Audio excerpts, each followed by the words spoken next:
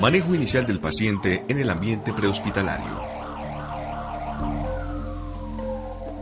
La atención prehospitalaria se considera la primera fase de atención de un paciente en el lugar donde sufrió las lesiones, para posteriormente ser remitido a la fase hospitalaria.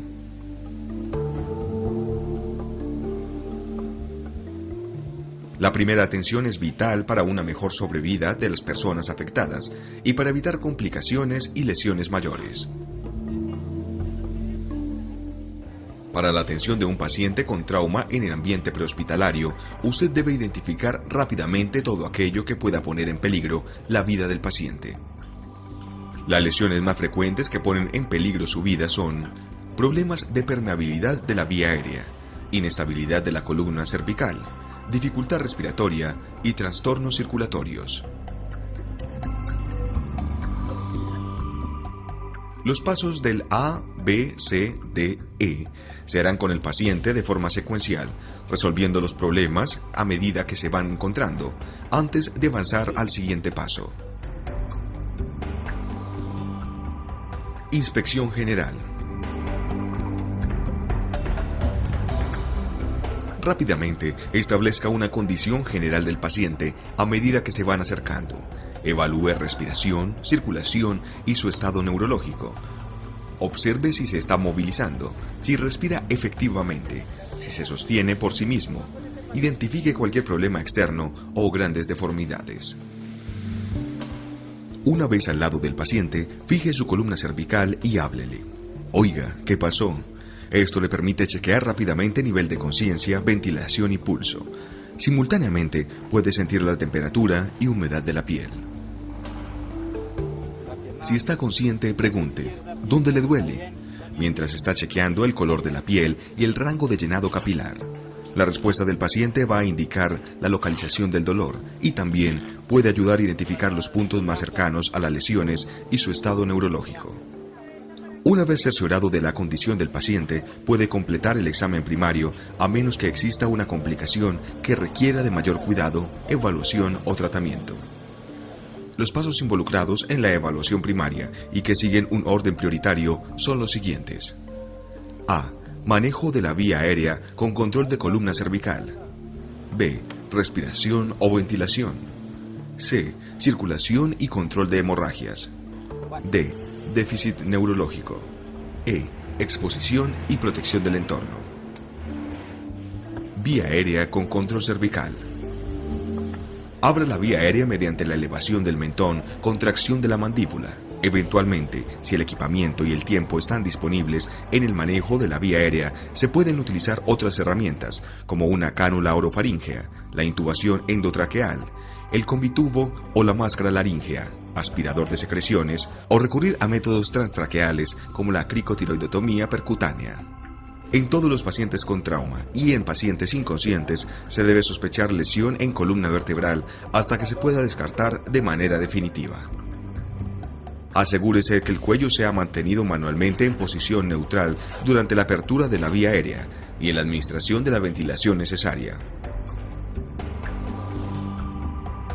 Respiración, ventilación.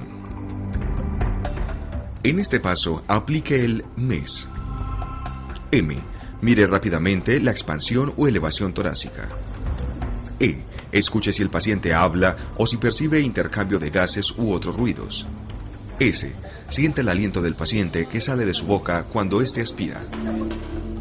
Chequee si el paciente está respirando entre 7 y 10 segundos.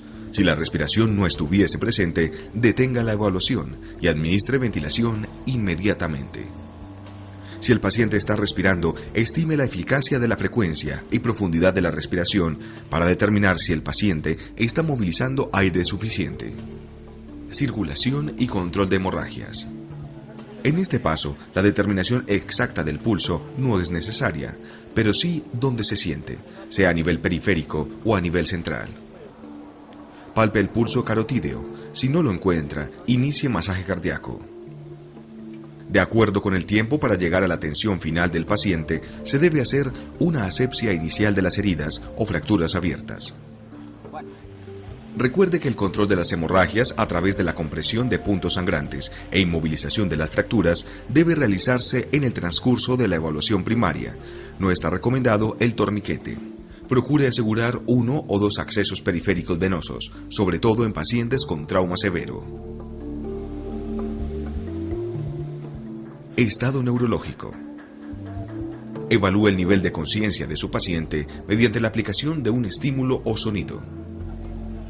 También describa la respuesta del paciente mediante el uso del acrónico AVDI, que quiere decir A, alerta, V, responde a estímulos verbales, D, responde a estímulos dolorosos y inconsciente. Durante el examen debe determinar la historia del evento, si el paciente perdió la conciencia en algún momento desde que ocurrió la lesión, qué sustancias tóxicas pueden estar involucradas y si el paciente tiene alguna condición preexistente que pudiera haber producido la disminución del nivel de conciencia o un comportamiento o conducta anormal. Las pupilas en esta etapa juegan un papel importante en la evaluación de la función cerebral. Exposición y protección del ambiente. Si en el lugar que se encuentra el paciente puede retirarle las ropas, hágalo. Si no, espere que usted esté dentro de la ambulancia y descubra al paciente. A medida que va evaluando, vuelva a cubrir al paciente para conservar el calor del cuerpo. Solamente las partes necesarias del cuerpo del paciente deberán estar expuestas cuando el paciente esté fuera de la unidad de transporte, tanto para preservar la temperatura del cuerpo como para respetar el pudor del paciente. Recuerde que en este caso su objetivo es identificar otras lesiones que en el momento no fueron muy evidentes. Colocación del collarín cervical.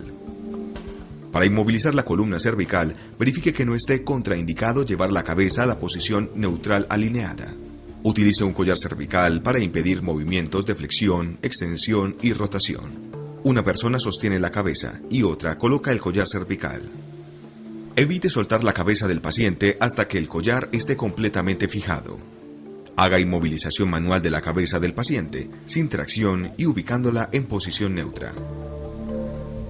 Es importante medir la distancia existente entre la base del cuello y el mentón antes de colocar el collar. Esto puede hacerlo con la palma de la mano apoyada en la base del cuello. Al colocar el collar cervical, despeje la base del cuello lo más que pueda, de tal forma que el apoyo del collar sea firme. Recuerde, lo que haga por un lesionado, hágalo bien hecho.